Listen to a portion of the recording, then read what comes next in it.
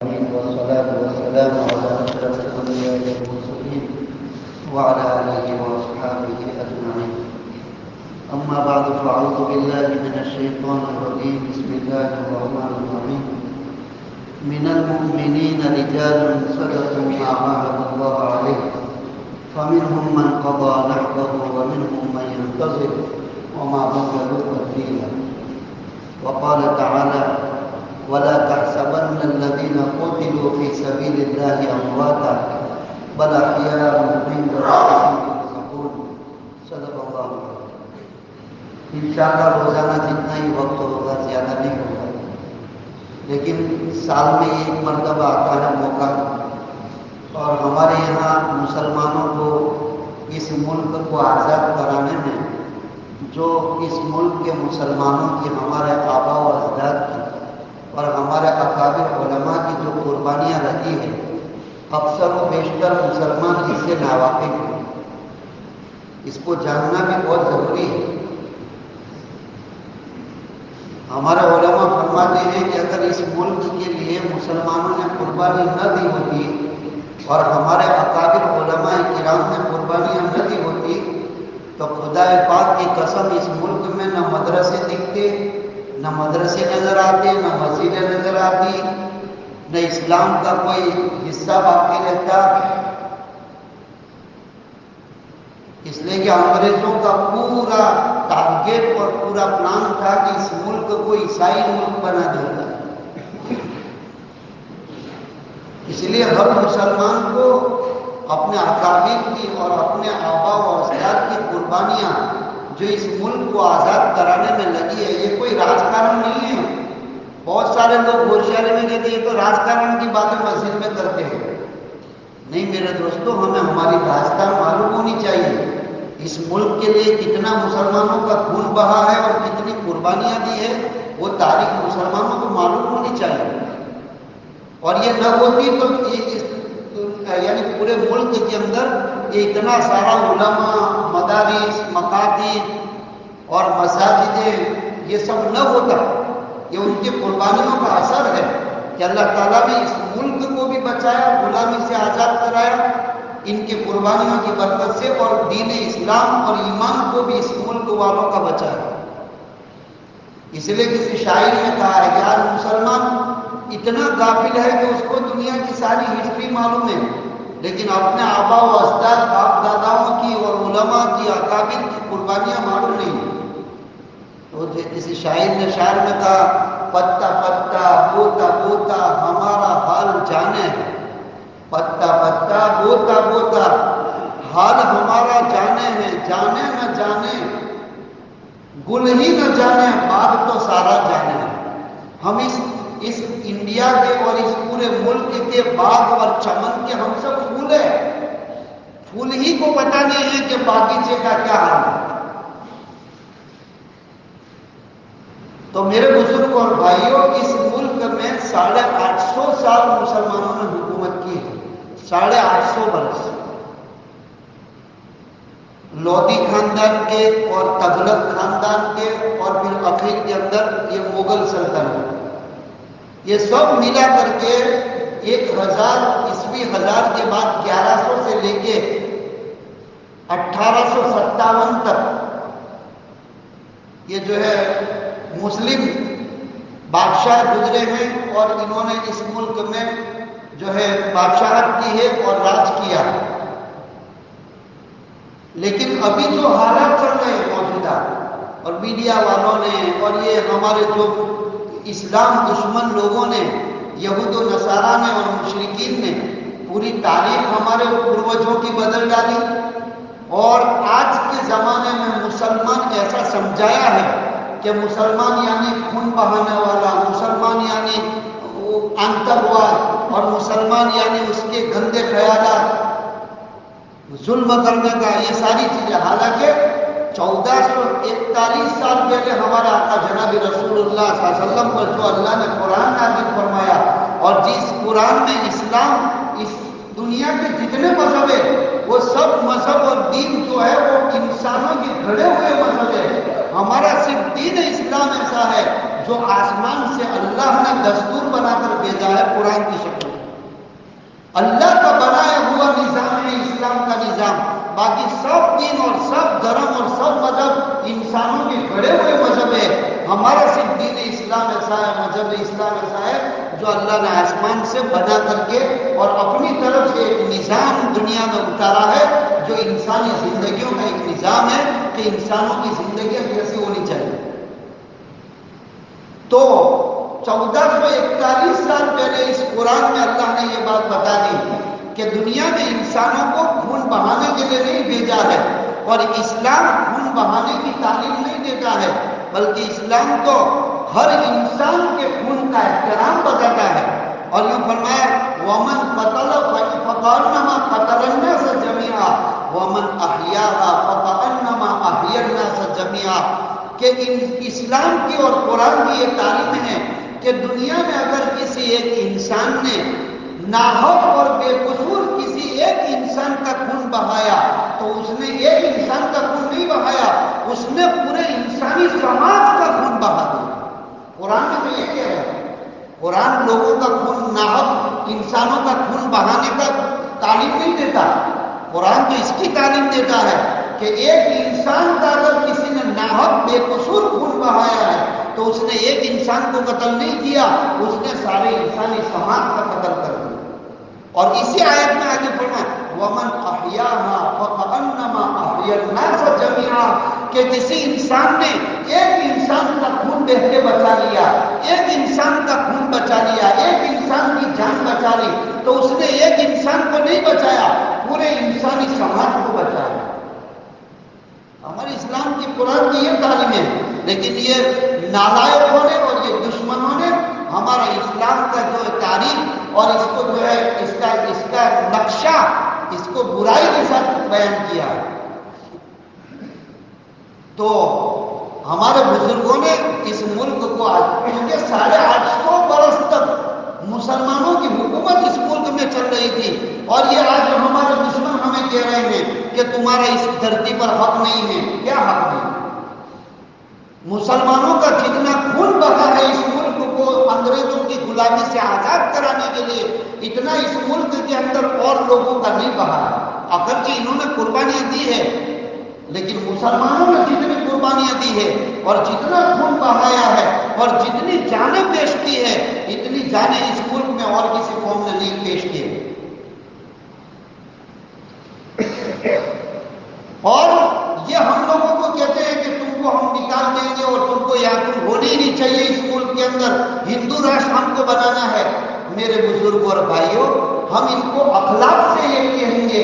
کہ یہ اسلامی جو تاریخ ہے اس ملک میں 850 سال تک جو مسلمان بادشاہوں نے اس ملک میں جو ہے راج کیا ہے اور اس ملک کے نظام کو چلایا ہے، ایک نمونہ ایسا بتا دو کہ ان بادشاہوں کے زمانے میں ہندو مسلم کا فساد ہوا ہو اور مسلمانوں نے ہندوؤں کو ظلم کر کے جو ہے ان کو قتل کیا، قتل عام کیا، ان کی عورتوں کی عزت لوٹی ہو یا ان کے بچوں کو نیزوں پر اچھالا ہو۔ ایک نمونہ اسلامی تاریخ میں نہیں بتا سکتے ہو۔ ایسا امن کا ماحول قائم کیا تھا ان بادشاہوں نے، مسلمان بادشاہوں نے، کہ کوئی جو ہے ہندو مسلم میں کوئی فرق نہیں تھا، اور ان کو ہر ملک کے باشندے کو پورا حق دیا جاتا تھا۔ مندر بنانے کی اجازت تھی، آزادی تھی، بلکہ کئی بادشاہوں نے اپنے خزانے کے اندر سے خرچ کر کے ان کو بڑے بڑے مندر بنا دیے، اور ان کو ان کے دھرم پر چلنے کے لیے کوئی روک ٹوک نہیں تھی۔ 850 برس کی تاریخ ہے اس ملک کے اندر، تم کیسے انہیں روکتے ہو اور کیسے احسان فراموش ہو؟ ہمارے ان باپ داداؤں کا اور ہمارے ان بادشاہوں کا احسان تو دیکھو، تم کو کبھی پیچھا نہیں بتایا۔ تو میرے بزرگ اور بھائیوں، اس ملک کی تاریخ آزادی کی بھی کچھ ایسی ہی ہے۔ یہ جو 1947 یعنی 1857 سے لے کے 1947 تک اس ملک کو آزاد کرانے کے لیے جو 90 سال کی تاریخ بیان کر رہے ہیں، یہ غلط ہے۔ 190 سال، اس سے 100 سال پہلے انگریزوں کی یہاں آمد ہو گئی تھی، اور انگریزوں نے دھیرے دھیرے جو ہے کے نام سے جو ہے کاروبار کے اعتبار سے جما لیا تھا اور بہت سارے علاقوں میں انہوں نے قبضہ بھی کر لیا تھا اور نوابوں کو بھرا دیا تھا، ہٹا دیا تھا حکومت سے۔ تو 1757 میں سب سے پہلی لڑائی ہوئی پلاسی کے میدان میں نواب سراج الدین دولہ کے ساتھ۔ نواب سراج الدین دولہ کے مقابلے میں انگریزوں کا لشکر سب سے پہلے جو لڑائی ہوئی اس ملک میں وہ نواب سراج الدین دولہ کے ساتھ ہوئی انگریزوں کی پلاسی کے میدان کے اندر۔ یہ سب سے پہلی لڑائی، اور اس لڑائی کے اندر چونکہ اپنے کچھ غداروں کی وجہ سے اور منافقوں کی وجہ سے اور بوگس لوگوں کی وجہ سے اور دنیا پرست لوگوں کی وجہ سے ان کو ہار لانی ہوئی، یعنی ان کو ہار ہوئی، شکست ہوئی نواب سراج الدین دولہ۔ اس لیے ہمارے تاریخ میں علماء فرماتے ہیں کہ بلکہ حضرت مولانا یوسف صاحب رحمۃ اللہ علیہ کے بیان میں ایک جملہ تھا کہ اپنی کھیتی کو پہلے اپنوں نے کاٹا ہے، پھر بچی بچائی کھیتی کو دشمنوں نے کاٹا ہے۔ اسلام کو جتنا اپنے غداروں سے نقصان نہیں ہوا، یعنی جتنا ہوا ہے اتنا نقصان دنیا کی دوسری قوموں نے اسلام کا نقصان نہیں کیا۔ جتنا نقصان اسلام اور مسلمانوں کا اپنی قوم کے غداروں نے کیا ہے، اتنا نقصان کسی بھی صدی میں دنیا میں اور قوموں نے اسلام کا نقصان نہیں کیا۔ تو یہ غداروں کی وجہ سے نواب سراج الدین دولہ کو ہار ماننی پڑی، اور جو ہے یہاں سے اس کے بعد پھر آگے چلے تو یہ سب سے پہلے جو جنگ ہوئی کہ انگریزوں کے مقابلے میں وہ پلاسی کے میدان میں 1757 میں ہوئی۔ اس کے بعد دوسری جو جنگ ہوئی، بہت بڑی جنگ ہوئی، وہ میسور میں سرنگا پٹنم کے میدان کے اندر سلطان ٹیپو شہید رحمت اللہ علیہ کے ساتھ انگریزوں کا مقابلہ ہوا۔ وہ 1799 میں ہوا۔ 1799 کے سال کے اندر یہ سلطان جو ہے ٹیپو شہید رحمت اللہ علیہ کا اپنی فوج کے ساتھ مقابلہ ہوا یہ انگریزوں کے مقابلے میں، اور سرنگا پٹنم جو میدان ہے آج بھی میسور کے اندر، اور سلطان ٹیپو شہید رحمت اللہ علیہ کی جو سلطنت تھی ان کے والد پہلے جو سلطان تھے وہ حیدر علی تھے، سلطان حیدر علی، اور یہ خدا داد سلطنت کہی جاتی تھی۔ خدا داد سلطنت، بہت روب تھا ان کا، سلطان ٹیپو شہید رحمت اللہ علیہ کا اور ان کے والد حیدر علی، سلطان حیدر علی کا۔ تو سلطان حیدر علی کے انتقال کے بعد جب سلطان ٹیپو شہید رحمت اللہ علیہ اپنی سلطنت پر آئے اور قابض ہوئے، اس کے بعد چاروں طرف امن پھیلا ہوا تھا، لیکن یہ ایسٹ انڈیا کے نام سے انگریز اس ملک میں داخل ہو چکے تھے، اور سلطان ٹیپو سے بہت ڈرتا تھا انگریز۔ لیکن سلطان ٹیپو شہید رحمت اللہ علیہ کو بھی جو شہادت ہوئی اور آپ کی جو شکست ہوئی آپ کی فوج کی، یہی غداروں کی وجہ سے۔ ان غداروں میں سب سے بڑا غدار اور بے وفا جس کا نام اتہاس میں آیا کرتا ہے میر صادق۔ انگریزوں نے اس کو بہت ساری زمینیں دینے کا لالچ دیا تھا، جس کی وجہ سے وہ پھٹ گیا اور آپ کا سارا راز بتا دیا، اور سلطان ٹیپو شہید کو غفلت میں رکھ کر جو ہے انگریزوں کی فوج کو داخل کر دیا۔ لیکن پھر بھی سلطان ٹیپو شہید رحمت اللہ علیہ، آج جو ان کی تصویر بیان کی جاتی ہے، یہ انگریزوں کی ناپاک سازش ہے۔ وہ داڑھی بغیر کے نہیں تھے، وہ داڑھی کی سنت والے تھے اور بہت بڑے عبادت گزار تھے۔ ہمارے اکابر دیوبند میں سے سب سے بڑے جو ہے حضرت شیخ الاسلام حضرت سید مولانا حسین احمد مدنی رحمت اللہ علیہ، ابھی جو مفتی محمود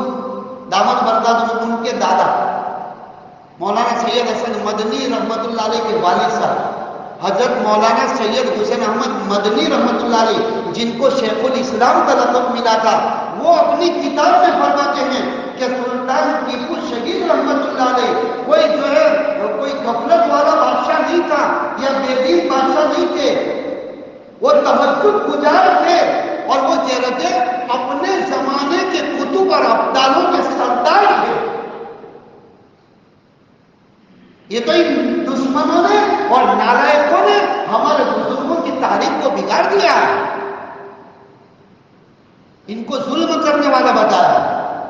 کا سلطان ٹیپو شہید رحمت اللہ علیہ 5 وقت کی نماز کے پابند تھے، اور جو ہے اپنے استاد سے انہوں نے بہت سارا علم سیکھا تھا، اور اپنے زمانے کے کتب اور ابدال کے سردار تھے، اور بہت دیندار اور اللہ کے تعلق والے تھے، بزرگ بھی تھے اور بادشاہ بھی تھے۔ تو ان غداروں کی غداری کی وجہ سے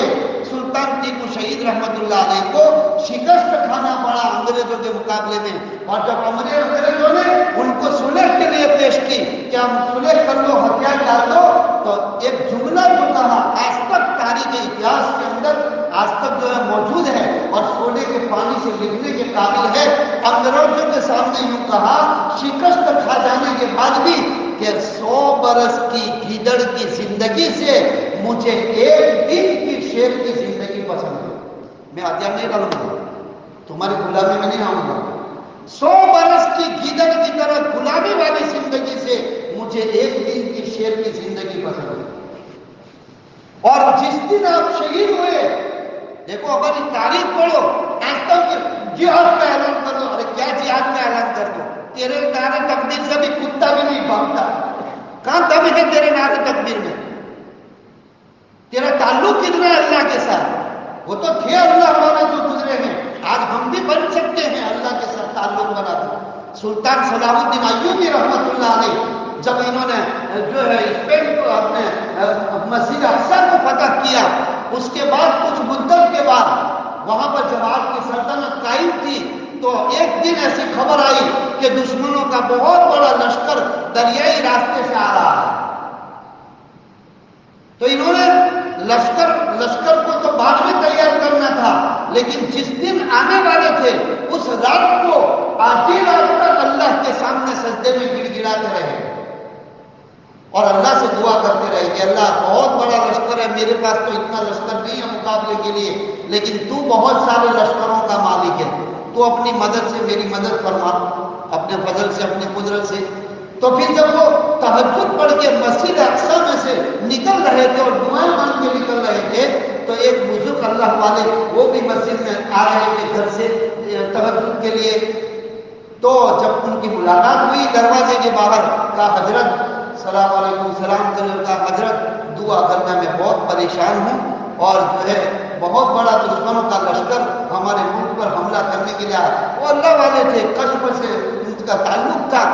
تو بس یہ کہتے ہی ان بزرگ نے یوں کہا جاؤ گھر پہ جا کے سو جاؤ، تمہاری رات کے آنسوؤں نے دشمن کا بیڑا اللہ نے غرق کر دیا، دشمن کے بیڑے کو اللہ نے غرق کر دیا، تمہارے آنسوؤں سے کام ہو گیا، یہاں تمہارے ملک تک وہ لشکر نہیں پہنچے گا، دریا میں بیچ میں ہی اللہ نے تمہارا انتظام کر دیا دشمنوں کو برباد کر دیا۔ تو ایسے بننا پڑتا ہے۔ تو حضرت سلطان ٹیپو شہید رحمت اللہ علیہ جس دن شہید ہوئے ترنگا پٹنم میدان کے اندر، ترنگا پٹنم کے میدان کے اندر، تو کہا اس دن آپ نے تہجد کی نماز بھی پڑھی تھی، دعائیں بھی کی تھی، پھر فجر کی نماز بھی پڑھی تھی، پھر قرآن کی تلاوت بھی کی تھی، پھر اشراق کی نماز بھی پڑھی، اور اس کے بعد پھر میدان میں آئے اور شہادت کا جام کیا۔ اتنا روب تھا انگریزوں کے اوپر کہ 3 دن تک مورخین نے تاریخ میں لکھا ہے انگریز کے بڑے بڑے فوجی افسر 3 دن تک ان کی لاش کے پاس نہیں جا سکتے، اور ان کو ایسا ہی ڈر لگتا تھا شاید ہو سکتا ہے خالی خالی ایسے مرے ہوئے پڑے ہیں اور ہم قریب جاوے تو کھڑے ہو جائیں گے۔ 3 دن تک ڈرتے رہے اور 3 دن تک ان کی لاش پر نہیں جا سکے۔ 3 دن جب انہوں نے دیکھا کہ کوئی حرکت نہیں کر رہے ہیں تو پھر انہوں نے یقین کر لیا کہ اب یہ شہید ہو گئے ہیں۔ اس کے بعد قریب میں آئے اور انگریز افسر نے جھنڈا لیا ان کا یونین جو ہے یورپ یونین کا، اور وہ جھنڈا ان کے سینے پر رکھا اور یہ اعلان کیا آج سے ہندوستان ہمارا انگریز ہوگا۔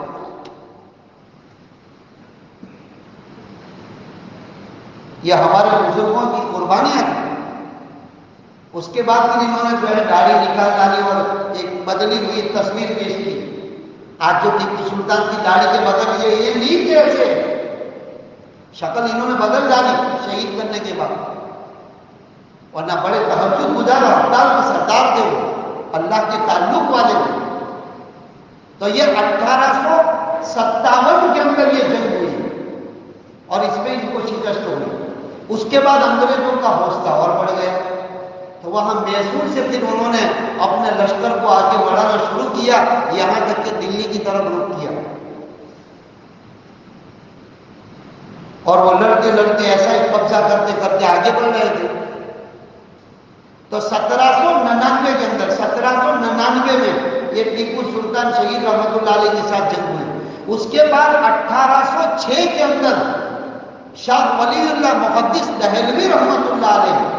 جن کے واسطے سے ہندوستان میں یہ حدیث کی سند آئی اور حدیث کا جو ہے یہ پورا باب آیا، یعنی حدیث ہی رسول اللہ صلی اللہ علیہ وسلم کی حدیثوں کا جو ہے سلسلہ یہ ان کے خاندان سے آیا. شاہ ولی اللہ محدث دہلوی رحمت اللہ علیہ،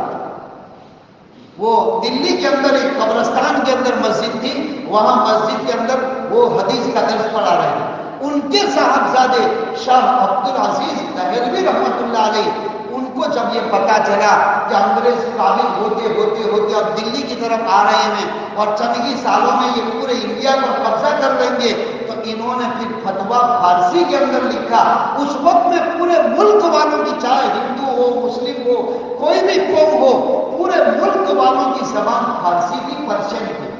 انٹرنیشنل زبان اس ملک کی اس وقت میں پرشین تھی، فارسی تھی. تو فارسی میں فتویٰ لکھا شاہ عبدالعزیز محدث دہلوی رحمت اللہ علیہ. کیا فتویٰ لکھا کہ بھئی آج سے ہم انگریزوں کے غلام ہو گئے، یہ پورا ملک انگریزوں کی غلامی میں آ چکا ہے. اس لیے اس ملک کے ہر باشندے کے اوپر، چاہے وہ ہندو ہو مسلمان ہو، جو کوئی بھی برادری کا ہو، کسی بھی خاندان کو مذہب والا ہو، اس ملک کے جتنے رہنے والے باشندے ہیں ان کے اوپر سب سے اہم فریضہ یہ ہو گیا ہے آج سے کہ ہم انگریزوں کی غلامی سے آزادی کے لیے ہم لڑیں گے اور آزادی جو ہے ہم اس ملک کو آزاد کریں گے. یہ 1806 کے اندر. اور جب 1806 کے اندر انہوں نے یہ فتویٰ چھوڑا تو دھیرے دھیرے دھیرے پورے ملک کے اندر پہنچ گیا. اور انہوں نے سب کے لیے یہ فتویٰ دیا تھا، کوئی مسلمانوں کے لیے نہیں بلکہ اس ملک کے تمام باشندوں کے لیے کہ جو اس ملک کو ہم آزاد کریں. تو یہ فتوے کا اثر اتنا ہوا کہ پورے ملک میں آگ لگ گئی اور ہر باشندہ، ہر اس ملک کا رہنے والا یہ اس کے دل کے اندر جذبہ پیدا ہو گیا کہ ہمیں انگریزوں کا مقابلہ کر کے ہمیں غلامی سے اس ملک کو آزاد کرانا ہے اور ہمیں بھی اپنے حق کو آزاد کرانا ہے. تو یہ چڑوڑ چلی اور چاروں طرف یہ بات پھیلی تو ہر جگہ پر جو ہے مسلمان بھی اور علماء بھی سب سے پہلے جو ہے تیار ہو گئے اس ملک کو آزاد کرانے کے لیے. اور پھر اس فتوے کے اثر سے 1806 سے لے کر 1857 تک وہ لوگ جو ہے قبضہ کرتے رہے اور لڑائیاں لڑتے رہے. اور اس طریقے سے جو ہے ادھر بھی جو ہے اس ملک کے باشندوں کو احساس بھی ہو گیا کہ یہ دھیرے دھیرے دھیرے یہ پورے ملک پر قبضہ کر لیں گے اور ہمیں غلام بنا دیں گے اور ہماری ساری آزادی چھین لیں گے. تو پھر 1857 کے اندر بہت بڑی جنگ ہوئی. 1857 میں پورے ملک میں جنگ چھڑ گئی اور اس میں سب سے زیادہ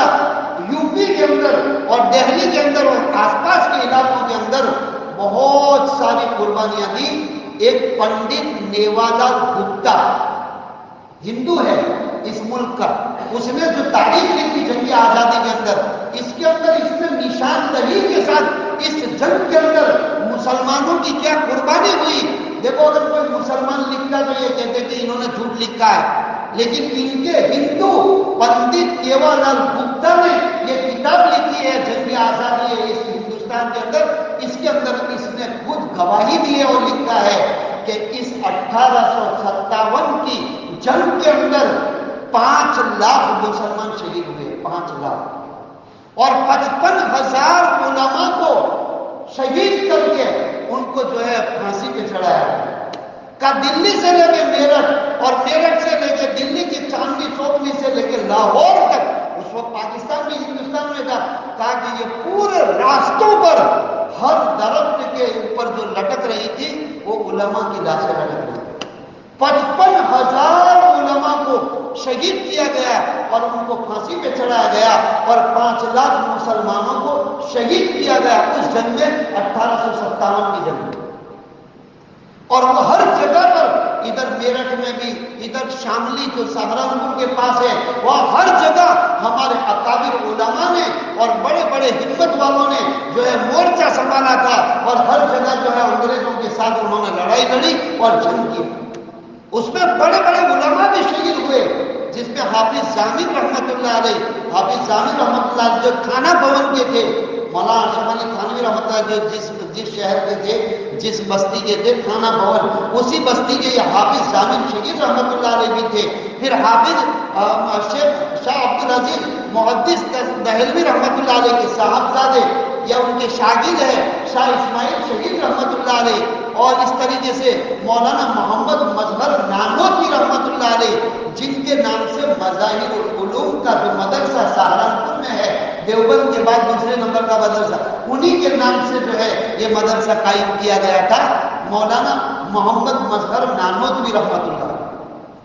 تو ایسے بہت سارے علماء شہید ہوئے, لیکن ان 2 کی تاریخ جو ہے, تاریخ میں یہ ہے علماء بیان کرتے ہیں. مولانا محمد مظہر نانوتوی رحمت اللہ, نانوتا بھی ایک بستی ہے, یہ یوپی میں جو ہے دیوبند ہے, سہارنپور ہے, تھانہ بھون ہے, نانوتا ہے, پیرانا ہے, کاندھلا ہے, یہ سارے کے سارے بزرگوں کی بستیاں ہیں.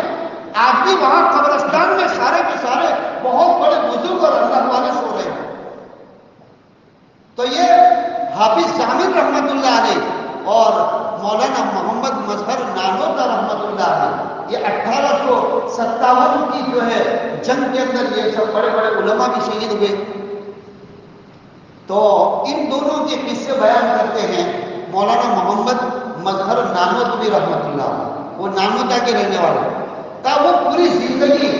انگریزوں کی لڑائی میں بھی شہید بھی, یعنی وہ شریک بھی ہوئے, اور اس کے بعد وہ جو ہے وہاں پر دارالعلوم سہارنپور میں یا کئی حدیث پڑھاتے تھے. اس کے بعد انہوں نے کئی سال تک حدیث پڑھائی. تو ہمیشہ ان کی عادت تھی یہ ہونٹوں کو چوستے رہتے تھے زبان سے, ہونٹوں کو ہمیشہ چوستے رہتے تھے. تو ان کے شاگردوں نے کہا حضرت ہم آپ کو دیکھتے ہیں کہ ہمیشہ آپ ہونٹوں کو چوستے رہتے ہیں, یہ تو چھوٹے بچوں کی طرح حرکت ہے, یہ اچھا نہیں لگتا, آپ ہمیشہ ہونٹوں کو چوستے رہتے ہیں. تو کہا کہ بیٹا دیکھو یہ راز کی بات تھی, لیکن اب میں کہہ رہا ہوں, جب آپ نے مجھے ٹوکا آپ لوگوں نے, تو اب میں کہہ رہا ہوں 1857 کے اندر شاملی کی جو لڑائی ہوئی تھی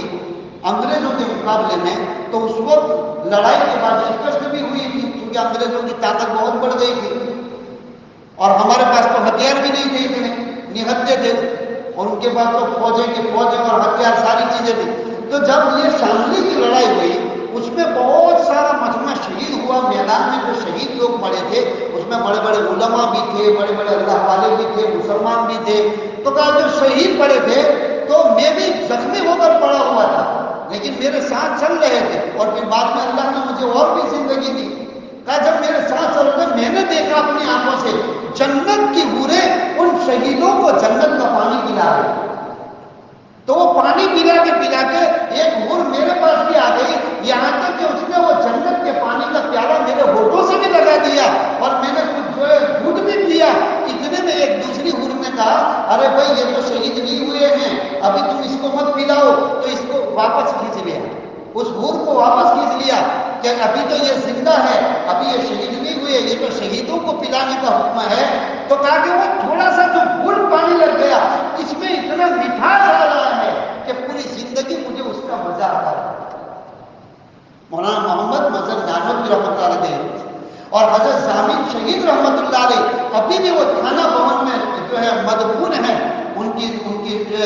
شہادت کے بعد ان کو تھانہ بھون میں جو ہے دفن کیا گیا, جہاں مولانا اشرف علی تھانوی رحمۃ اللہ علیہ کی بھی قبر ہے. اور ان کے بازو میں ہم لوگ بھی گئے تھے وہاں تھانہ بھون میں زیارت کے لیے ان کے مزار پر. تو وہاں ان کے بازو میں حافظ ضامن شہید رحمۃ اللہ علیہ کی بھی جو ہے قبر ہے, بالکل کچی قبریں ہیں, کوئی مزار نہیں بنائی ہے. تو ان کو جب دفن کیا تب ان کے وہاں ان کی قبر پر ایک بیری کی ڈالی لگائی ہوئی تھی, تو وہ درخت ہو گیا. تو اس بیری کے درخت کے بیر جو تھے اتنے میٹھے تھے کہ لوگ اللہ والے سوچ سے کھاتے تھے. اور ہمارے اکابرین اور بزرگوں میں حضرت مولانا شیخ الحدیث شیخ زکریا رحمۃ اللہ علیہ ہمیشہ وہاں کے بیر منگوایا کرتے تھے. سہارنپور میں جب حدیث پڑھاتے تھے شیخ زکریا رحمۃ اللہ علیہ تو تھانہ بھون سے جب بھی بیر کی موسم آتی سردی میں تو وہاں کے بیر کے بھائی مجھے تو حضرت حافظ ضامن شہید رحمۃ اللہ علیہ کی قبر کے بیر کھلاؤ. یہاں تک کہ حضرت پھر آخری عمر کے اندر مدینہ منورہ چلے گئے تھے ہجرت کر کے اور پھر وہی جو حدیث پڑھائی رسول اللہ صلی اللہ علیہ وسلم کی مسجد نبوی میں اور وہی انتقال ہوا اور جنت البقیع میں سو رہے ہیں شیخ زکریا رحمۃ اللہ علیہ جنہوں نے یہ فضائل اعمال اور فضائل صدقات کی کتاب لکھی. تو حضرت شیخ زکریا رحمۃ اللہ علیہ جب بھی حج کا زمانہ آتا اور لوگ وہاں سے ہندوستان سے آتے تو ان سے خصوصی طور پر منگواتے کہ بھئی مجھے تو جب بھی تم آؤ تو حافظ ضامن شہید رحمۃ اللہ علیہ کی قبر کے بیری کا جو درخت ہے اس کے بیر میرے لیے ہدیہ لانا اور کچھ بدلانا. اور پھر آخری عمر میں جب دانت گر گئے تھے تو وہ چبا نہیں سکتے تھے اس بیر کو. جب ہندوستان سے حاجی ان کے لیے ہدیہ لے جاتے حافظ ضامن شہید رحمۃ اللہ علیہ کی قبر کے بیری کے درخت کے بیر لے جاتے تو اس کو چوستے رہتے تھے اور یہ کہہ رہے تھے خدا کی قسم اسے جنت کا مزہ آ. ایسی قربانیاں دی ہے.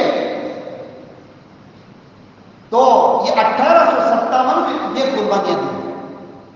اس کے بعد جب پوری طرح قبضہ ہو گیا ہندوستان پر اور اسی وقت میں اس جنگ کے بعد آخری بادشاہ جو مغل بادشاہوں کے تھے وہ شاہ بہادر شاہ ظفر تھے. شاہ بہادر شاہ ظفر رحمۃ اللہ علیہ وہ آخری بادشاہ تھے دلی کے اندر. ان کو بھی قید کر لیا انگریزوں نے اور نظام الدین برکت کے سامنے جو ہمایوں کا مقبرہ ہے اس مقبرہ میں ان کو کچھ دنوں تک قید رکھا اور اس کے بعد پھر ان کو رنگون لے گئے جو برما کے اندر ہے رنگون وہاں پر قید میں ڈالا اور پھر وہیں ان کا انتقال ہوا اور وہیں ان کی قبر بنی اور وہیں ان کو دفن کیا. لیکن جب یہاں پر 3-4 دن جو رکھا ہمایوں کے مقبرے میں اس وقت ان کو قید کرنے کے بعد ان کے 3 یا 4 صاحبزادے تھے شہزادے تھے ان کو بھی قید کر کے ان کو قتل کیا اور 3 دن تک شاہ بہادر شاہ ظفر رحمۃ اللہ علیہ کو بھوکا رکھا اور اس کے بعد ایک بڑے کنچے کے اندر کنچے میں تھال کے اندر یہ چاروں صاحبزادوں کے سر رکھے گئے جو خون سے لت پت تھے اور اس کے بعد اس کے اوپر کپڑا ڈھانپ دیا اور ان کی مزار اڑانے کے لیے اور ان کے دل کو ٹھیس پہنچانے کے لیے ایک کنچے میں چاروں صاحبزادوں کے جو ہے سر رکھ کر کے کہا لو آپ کے لیے ناشتہ ہے. جب شاہ بہادر شاہ ظفر صاحب رحمۃ اللہ علیہ وہ سمجھ گئے کہ میرے ساتھ کیا ہو رہا ہے انہوں نے کپڑا اٹھایا اور ہمت سے ہارے اور بہادری سے انگریز افسروں کے سامنے یہ کہا کہ تیمور شاہزادے ایسے ہی اپنے باپوں کے سامنے سرخ جوڑا پہن کر آتے ہیں. ایسے ان قربانیاں لگ گئی اس ملک کے پیچھے اور پھر ان کو رنگون لے گیا اور پھر ان کو جو ہے وہی ان کا انتقال ہوا. تو یہ آخری بادشاہ تھے اس ملک کے مسلمان اور اس کے بعد پوری طرح جب پورے ملک کے اوپر انہوں نے قبضہ کر لیا تو 1866 کے اندر 1866 میں یا اس کے بعد ہی 1857 کے 1-2 سال کے بعد انگریزوں نے جب پوری طرح قبضہ کر لیا تو وہاں سے بہت سارے پادریوں کو بلایا جو عیسائی مذہب کے ان کے علماء ہوتے ہیں پادری ہوتے ہیں تو ان پادریوں کو بلایا اور انہوں نے میٹنگ کی اور یہ فیصلہ کر لیا کہ تم پورے ملک میں پھیل جاؤ اور یہاں کے مسلمانوں کو بھی اور یہاں کے ہندوؤں کو بھی سب کو عیسائی بنا دو تاکہ ہمارا یہ پورا ملک عیسائی اسٹیٹ ہو جائے عیسائی ملک بن جائے. تو جب ہمارے اکابر علماء کو پتا چلا اس میں حاجی امداد اللہ مہاجر مکی رحمۃ اللہ علیہ بھی تھے بعد میں پھر انہوں نے مکہ کی ہجرت کر لی اور وہیں جو ہے انتقال ہوا. یہ سب کے پیر ہوتے ہیں مولانا رشید احمد گنگوہی رحمۃ اللہ علیہ مولانا قاسم نانوتوی رحمۃ اللہ علیہ شیخ الہند رحمۃ اللہ علیہ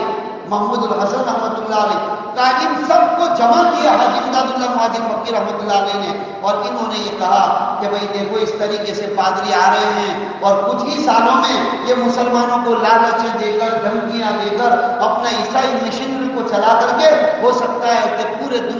دیش کے مسلمانوں کو مرتد کر دیں گے اسلام سے خارج کر دیں گے ہمیں کچھ کرنا چاہیے. تو پھر حاجی امداد اللہ مہاجر مکی رحمۃ اللہ علیہ نے مدرسہ قائم کرنے کا مشورہ دیا اور پھر دارالعلوم دیوبند 1866 کے اندر ایک انار کے درخت کے نیچے ایک استاد پر ایک شاگرد، استاد کون تھے؟ ملا محمود تھے، اور ان کے شاگرد کون تھے؟ جن کو شیخ الہند کا لقب ملا، جنہوں نے 40-50 سال اس ملک کی آزادی کے لیے لڑت لڑی۔ تو کہا کہ وہ شیخ الہند رحمۃ اللہ علیہ جو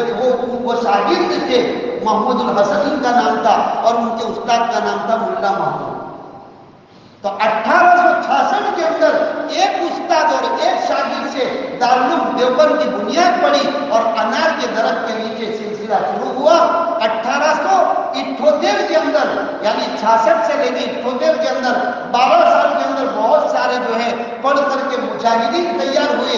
اور یہ اسی لیے کہ بھئی ہم کو اسلام کو بچانا ہے اور ہم کو اس ملک کو بھی بچانا ہے اور ایمان کو بھی بچانا ہے۔ تو کہا کہ ہم مدرسے میں مجاہدین کو پیدا کرو۔ کیسے مجاہدین؟ کہ جو مسلمانوں کا اسلام باقی رکھے، اسلام اور ایمان کی حفاظت کرے۔ تو 1878 سے لے کے 1916 تک، 1878 سے لے کے 1916 تک 40 سال تک شیخ الہند رحمۃ اللہ علیہ جو سب سے پہلے فارغ ہو کر کے نکلے، انہوں نے چڑوڑ چلائی اور آزادی کی لڑت کے لیے مسلمانوں کو اور علماء کو اور سب کو جو ہے تیار کیا، اور الحمدللہ 40 سال تک انہوں نے محنت کی، اور 30 برس تک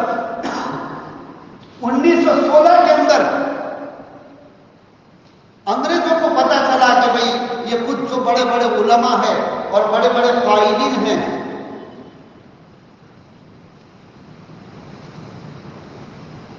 انہوں نے ہماری نیند حرام کر دی ہے۔ تو شیخ الہند رحمۃ اللہ علیہ مولانا محمود الحسن کو اور ان کے ساتھ 223 آدمیوں کو، مجاہدین کو انگریزوں نے قید کیا، اور یہ اس ملک کی تاریخ میں سنہرا موقع ہے، سنہرا واقعہ ہے کہ اس ملک کو آزاد کرنے کے لیے چاہے جتنے بھی قیدی ہوئے ہیں، لیکن یہ 223 قیدی ایسے ہیں کہ جن کو انگریزوں نے ہندوستان سے بہت دور یوروپ کے اندر مالٹا جزیرے کی جیل کے اندر ان کو قید کیا، 223 مجاہدین کو۔ اس میں شیخ الہند رحمۃ اللہ علیہ بھی تھے اور ان کے شاگرد یہ مفتی محمود مدنی دامت برکات ان کے دادا ابا حضرت سید مولانا حسین احمد مدنی رحمۃ اللہ علیہ بھی ان کے شاگرد بھی ان کے ساتھ تھے۔ 223 میں یہ دونوں مجاہدین بھی تھے، اور بھی بہت سارے مولانا عزیر گل اور مولانا نافع گل، بہت سارے علماء بھی تھے۔ ان کو لے جایا گیا مالٹا جیل کے اندر اور چھوٹی چھوٹی کوٹھڑیوں میں 3 سال تک رکھا۔ 2017 سے لے کے 1817 سے لے کے 1917 سے لے کے 1920 تک 3 سال تک ان کو وہاں مالٹا کی جیل میں رکھا اور کڑی سزائیں ان کو دی۔ حضرت شیخ الاسلام حضرت مولانا سید حسین احمد مدنی رحمۃ اللہ علیہ فرماتے ہیں، میرے استاد شیخ الہند رحمۃ اللہ علیہ کو روزانہ رات کو انگریز آتے، آفیسر پولیس والے آتے، آدھی رات کو اٹھاتے اور کہتے حسین احمد محمود الحسن کا شیخ الہند دیکھو ایک مرتبہ یہ کہہ دو کہ ہم جو ہے انگریز کی حکومت اچھی ہے اور ہم انگریزوں کا ساتھ دیں گے، ایک مرتبہ یہ کہہ دو تو تم سب کو عزت کے ساتھ رہا کر کے ہندوستان تمہارے وطن واپس دے دیں گے۔ لیکن مولانا محمود الحسن رحمۃ اللہ علیہ نے شیخ الہند ایک مرتبہ بھی کہنے کے لیے تیار نہیں۔ تو کیا کیا؟ حضرت شیخ الاسلام فرماتے ہیں کہ مجھے اور میرے استاد کو ایک کوٹڑی کے اندر بند کر دیا۔ وہ برف کا علاقہ تھا، برف پڑتی تھی اور اتنا ٹھنڈا علاقہ کہ جب ہم کو پانی دیا جاتا، وہ پانی کو کہا کہ میں مولانا مدنی رحمۃ اللہ فرماتے ہیں کہ میرے استاد کے وضو کے لیے، تہجد کے وضو کے لیے میں اپنی رہنوں کو اور اپنے پیٹ کو ملا کر کے اس میں بھی پوری رات بیٹھا رہتا تھا۔ میری بدن کی گرمی سے وہ پانی تھوڑا سا گرم ہوتا تھا، جس کی وجہ سے حضرت جو ہے وضو کرتے تھے تہجد۔ اور کہا ہماری کوٹڑی کے اندر رات کو زہریلے سانپ چھوڑ دیتے تھے، بڑے بڑے زہریلے سانپ چھوڑ تاکہ ہم کو ڈسے، لیکن جب وہ سانپ ہمارے قریب آتے تھے تو شیخ الہند رحمۃ اللہ علیہ میرے استاد مجھے یوں فرماتے تھے، کہا حسین احمد لا الہ الا اللہ کی صدا لگاؤ۔ تو کہا کہ جب میں لا الہ الا اللہ کا ذکر کرتا تو وہ سانپ ہمارے قریب آنے کے بجائے وہاں ٹھہر جاتے اور اپنی پھینٹ پر کھڑے ہو جاتے اور ہمارے ساتھ اللہ کا ذکر میں رہتے۔ اس کے بعد جو ہے 3 سال تک بہت تکلیفیں پہنچائی. اس کے بعد جب 3 سال کے بعد ہم 223 آدمیوں کو چھوڑا، شیخ الاسلام رحمۃ اللہ علیہ فرماتے ہیں، تو اسٹیمر کے راستے سے جو ہے پانی کے جہاز کے راستے سے بمبئی ہم کو اتارا گیا. تو کہا کہ ان کے استقبال کے لیے بہت بڑا مجمع ملک کا، ہندوؤں کا، مسلمانوں کا، سب استقبال کے لیے آیا تھا. اور اس کے بعد جب اپنے گھروں پر جانے لگے، اسی وقت آگے ممبئی شہر کے اندر یہ مہاتما گاندھی بھی آئے تھے. وہ بیرسٹر کورس کر کے افریقہ سے آئے تھے. تو کہا کہ ہمارے ہی علماء نے ان کو مہاتما کا لقب دیا اور ان کو جمعیت علماء کے فنڈ سے خرچہ کر کے مہاتما گاندھی کو تیار کیا کہ تم ہندوؤں کے لیڈر بن جاؤ اور ہمارے ساتھ ملک کی آزادی کی لڑت میں تم اپنے ہندوؤں کو بھی شریک کرو. اور تاکہ جمعیت علماء فنڈ سے خرچے سے مہاتما گاندھی کو پورے ملک کا دورہ کرایا اور ہندوؤں کو اس لڑائی میں متوجہ کیا. اب اس کے بعد آئے اتنی قربانیوں کے بعد مہاتما گاندھی آئے اور پھر مہاتما کا لقب بھی ہمارے علماء نے دیا اور آزادی میں ہیرو بھی ہمارے علماء نے ان کو بنایا، ورنہ کوئی نہیں جانتا تھا. اس کے بعد جب شیخ الہند رحمۃ اللہ علیہ دیوبند کی طرف جانے لگے تو راستے میں ان کو روک کر کے انگریز افسروں نے یوں کہا کہ حضرت اب آپ کی عمر پوری ہو گئی، اب آپ بیٹھ کر جو ہے کمرے میں بیٹھ کر اللہ اللہ کیا کرو، اب آپ جہاد کی آواز مت لگاؤ اور آپ جو ہے اتنے باقی عمر جو ہے اللہ اللہ کر کے گزار دو. تو حضرت نے فوراً یوں کہا، ارے وہ نادانو، تم یہ کہتے ہو، میری تو یہ تمنا ہے، تو میں بوڑھا ہو گیا، کمزور ہو گیا، ورنہ میری تو ابھی بھی یہ تمنا ہے کہ میرے شاگرد اور میرے خادم چارپائی پر مجھے سلائے اور مجھے بٹھائے اور چارپائی پر لے کر پورے ملک میں پھرائے اور پورے ملک میں میں اعلان کروں کہ دیکھو انگریزوں کی فوج میں بھرتی ہونا حرام ہے اور انگریز ہمارے دشمن ہے اور ان کی غلامی میں ہمیں نہیں رہنا چاہیے اور انگریزوں کو اس ملک سے نکالو. کہ میں تو یہ اعلان کروں زندگی کی آخری سانس کا، اور کہا کہ میں اس ملک میں رہنا تو کیا پسند کروں جہاں انگریزوں کی حکومت ہے، کہ انگریزوں کی غلامی میں سانس لینا بھی پسند نہیں کرتا. ان کے سامنے بیٹوں بھی یہ کہتے ہیں. اس کے بعد جب دیوبند میں پہنچے اور کچھ مدت کے بعد حضرت کا انتقال ہوا. جب انتقال ہوا تو انتقال ہونے کے بعد جب ان کو نہلانے کے لیے پٹلے پر سلایا گیا تو نہلانے والے بڑے بڑے علماء تھے، انہوں نے دیکھا تو حضرت کی پیٹھ پر کالے داغ، زخموں کے داغ تھے. تو حضرت مولانا سید حسین احمد مدنی رحمۃ اللہ علیہ بھی تھے موجود. تو ان سے پوچھا کہ حضرت یہ کیا بات ہے؟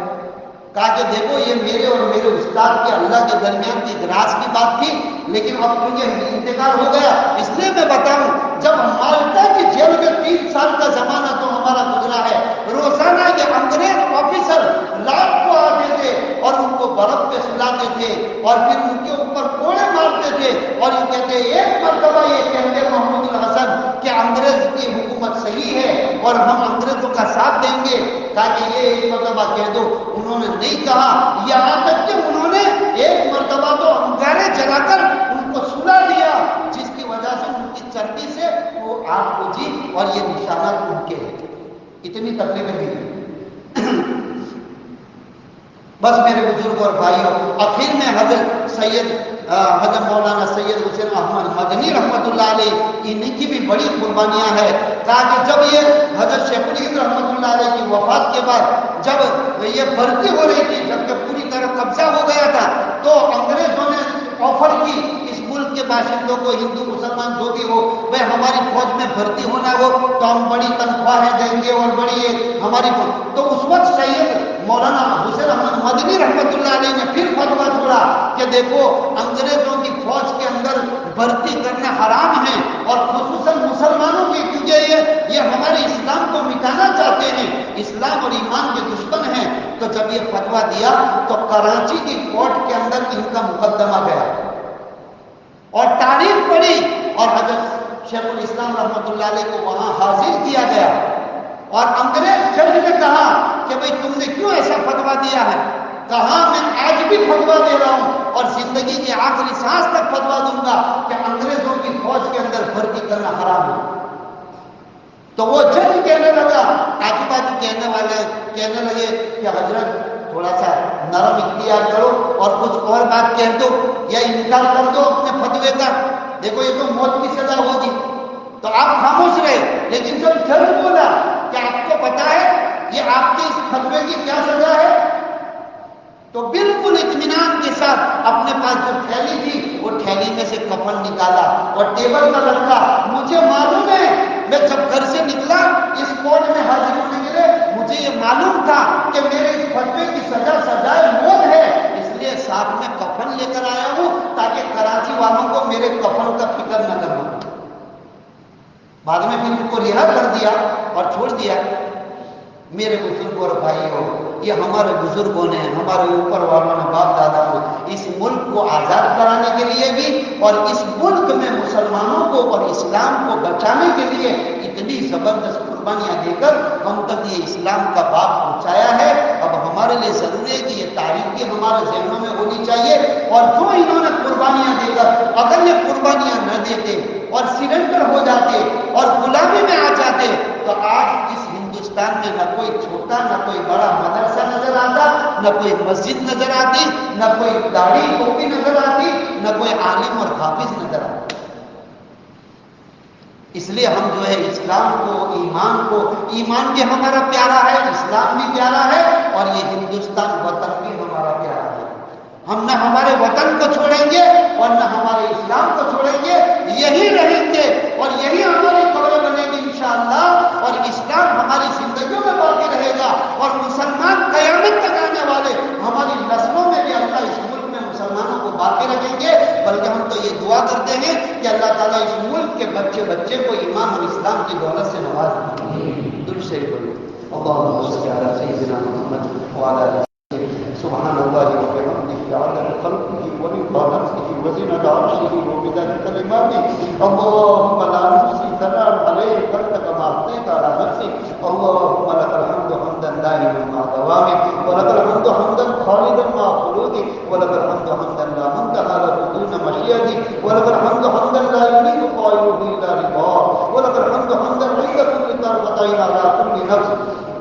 اللهم لك الحمد على نعمة الإيمان ولك الحمد على نعمة الإسلام ولك الحمد على نعمة القرآن ولك الحمد بما هديتنا ولك الحمد بما أكرمتنا ولك الحمد بما سترتنا ولك الحمد بالقرآن ولك الحمد بالأهل والمال ولك الحمد إذا رضيت يا أهل التقوى وأهل المغفرة اللهم صل على سيدنا ومولانا محمد وعلى آل سيدنا ومولانا محمد صلاة تنجينا بها من جميع الأهوال والآفات وتقضي لنا بها جميع الحاجات وتطهرنا بها من جميع السيئات وترفعنا بها عندك على الدرجات وتبلغنا بها أقصى الغايات من جميع الخيرات في الحياة وبعد الممات إنك على كل شيء قدير ربنا آتنا في الدنيا حسنة وفي الآخرة حسنة وقنا عذاب النار اللهم انصر الإسلام والمسلمين اللهم انصر الإسلام والمسلمين اللهم انصر الإسلام والمسلمين واقتل أعداءهم اليهود والنصارى والمشركين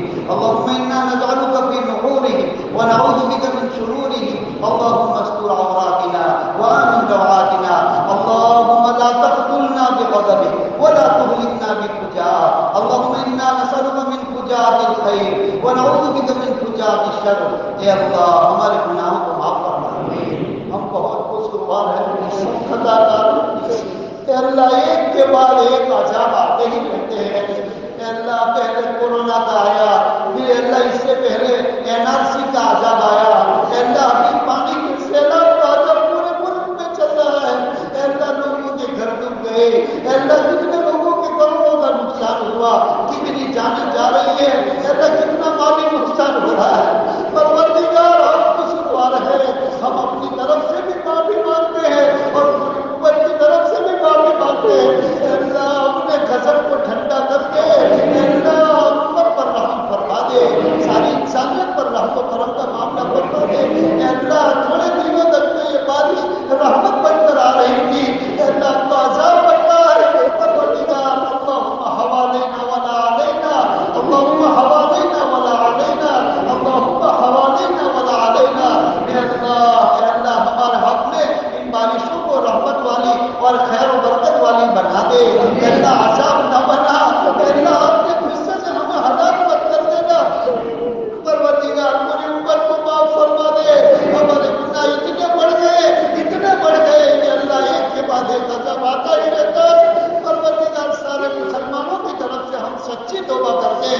اے اللہ ہماری توبہ کو قبول فرما دے، اے اللہ سب کو معاف فرما دے، تمام مسلمانوں کو تیری طرف رجوع کرنے کی، تیرے سامنے ہتھیار ڈال دینے کی اور تجھے منانے کی توفیق عطا فرما دے، ہمارے گھروں میں 100% دینداری کو زندہ فرما دے، ہمارے مردوں کو، عورتوں کو، بچوں کو، جوانوں کو، بوڑھوں کو، سب کو اللہ دین پر پابندی سے عمل کرنے کی توفیق عطا فرما، 5 وقت کی نمازیں پڑھنے کی توفیق عطا فرما، اے اللہ جہاں جہاں پانی کا سیلاب چل رہا ہے، جہاں بارشیں زوردار ہو رہی ہے، اے اللہ جہاں لوگ پریشان ہیں، ان کے دل اندر ہے، اے اللہ ان کی جانیں خطرے میں ہے، مال خطرے میں ہے، اے اللہ تو سب کی حفاظت فرما دے، اے اللہ پوری حفاظت فرما دے، اے اللہ پوری دنیا میں جہاں تیری نبی صلی اللہ علیہ وسلم کے کلمہ پڑھنے والے رہتے ہیں، سب کی پوری حفاظت فرما دے، ان کی جانوں کی، مالوں کی، اپنی سب دین اور ایمان کی حفاظت فرما، تمام ہر مسجدوں کی، مدرسوں کی، حرمین شریفین کی، خانقاہوں کی، اے اللہ علماء اور مشائخ کی اور مسلمانوں کی، ان کی آل اولاد کی، اور اے اللہ تمام اسلامی شعائر کی تو پوری حفاظت فرما دے، اے اللہ اس ملک میں عمومی ہدایت کی ہوائیں چلا دے، دشمنوں کی ناپاک سازشوں کو ختم فرما دے، اے اللہ ایمان اور اسلام کو پھیلا دے، اس ملک کے بچے کو ہدایت اور ایمان اور اسلام کی دولت سے نواز دے، اے اللہ ہمیں امن والا ماحول نصیب فرما دے، ہمارے دلوں میں چین سکون پیدا فرما دے، ہمارے دلوں کے خوف اور ہراس کو دور فرما دے، اے اللہ پھر سے ناک رگڑ کے ہم تیرے سامنے ہاتھ جوڑ کے معافی مانگتے ہیں، ہم تیرے نبی کا واسطہ دیتے ہیں، اے اللہ تیرے نبی کے اللہ بدن کے آنسوؤں کے تو پھر میں اس امت کو معاف کر دے اور اپنے عذاب کو روک دے، اے اللہ رحمتوں کو نازل فرما دے، برکتوں کو نازل فرما دے، اے اللہ تو ہم سے راضی ہو جا، اگر تو ناراض ہو گیا تو ہم کس کے پاس جائیں گے، اے اللہ ہم کس سے مدد مانگیں گے، پروردگار اپنی مددوں کو اتار دے، اپنے عذاب کو روک دے اور ساری دنیا کی انسانیت کے لیے ہدایت کے فیصلے فرما دے، اے اللہ ظالم حکومتوں کا خاتمہ فرما دے، اے اللہ ظالم حکومتوں کا خاتمہ فرما دے، دشمنوں کی ناپاک سازشوں کو اے اللہ مٹا دے، اے اللہ ان کی طاقتیں آپس میں ٹکرا دے اور پوری دنیا کے انسانوں میں آپس میں پیار اور محبت پیدا فرما دے، امن کا ماحول قائم فرما دے، ہماری دعاؤں کو اپنے فضل و کرم سے اپنے پیارے حبیب صلی اللہ علیہ وسلم کے صدقے میں قبول فرما، اللہم صلی علی سیدنا مولانا محمد مبارک وسلم برحمتک۔